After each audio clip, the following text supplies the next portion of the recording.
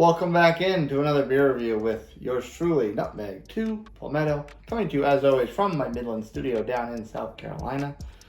Today, stay on a little bit of a traditional streak. This is from 13 Stripes, which has been featured on the channel before, up in Taylor, South Carolina in the upstate.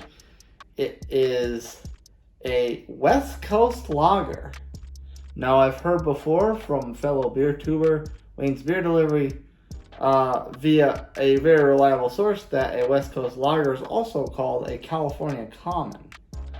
But this is out here. We're calling this a West Coast lager. It is called Death to Kings by 13 Stripes. Very amazing art right on the front, as 13 Stripes tends to be known for. The dead king sitting in his throne, eagle over the top of it, holding a scepter, crown tilted forward. Very, very dead king on the throne. 13 Stripes, of course, is also very much known for these blurbs on the back, which usually have a quote or some kind of historical quote or story. So we'll read it really quick. There is something exceedingly ridiculous in the composition of monarchy. It first excludes a man from the means of information, yet empowers him to act in cases where the highest judgment is required. The state of a king shuts him from the world, yet the business of a king requires him to know it thoroughly. Wherefore the different parts, by unnaturally opposing and destroying each other, prove the whole character to be absurd and useless.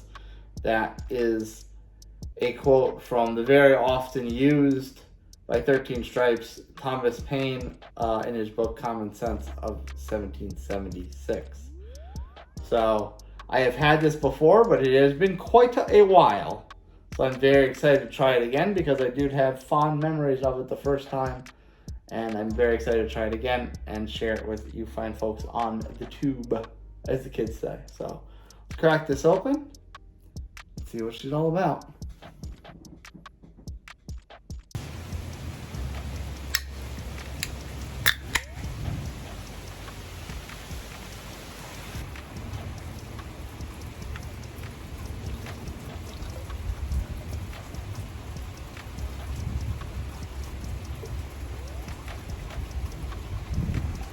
As you can see, got a nice 2-finger head on there, holding a little bit, not dissipating too fast. And as we went over before, this is a lager. But when you look at it, got this kind of red, darkish red amber type of color to it. And once you think of ambers, you think ales, not lagers, right? So the color kind of throws you off a little bit to what style it is and what style you think it is by looking at it. If somebody, take the can away. If you went to the bar and you ordered, hey, let me get a Death to Kings because I like 13 Stripes, and they put that on the bar in front of you, and you just looked at the beer, you just looked at the color of this, would you think that was a lager? Or do you think that was an amber? Now again, it's a West Coast lager, so it's a little different than your traditional domestic lager or Pilsner, that sort of thing. But it's definitely still classified as a lager. So there is a definite difference there behind the story of the particular style and story behind that. Let's get the nose.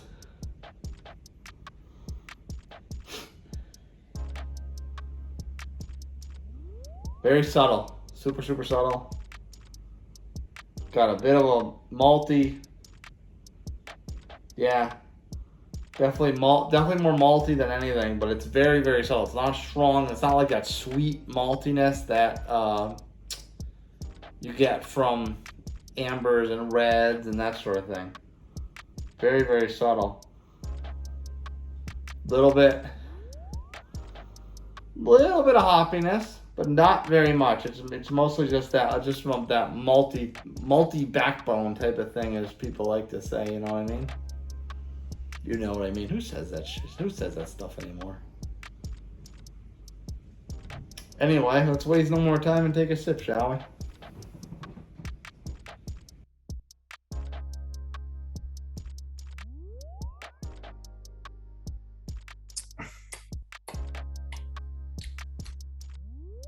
Rich.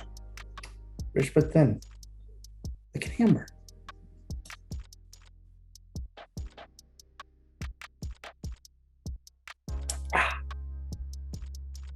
So this is funny. Maybe I definitely forgot what it tasted like the first time, because it's definitely not drawing back any memories or nostalgia. That's not to say it's not good. It's still very good. But I had this. I remember I had this like tweener type of reaction to it where I tasted lager, but it tasted like a different type of lager. Whereas now I taste it.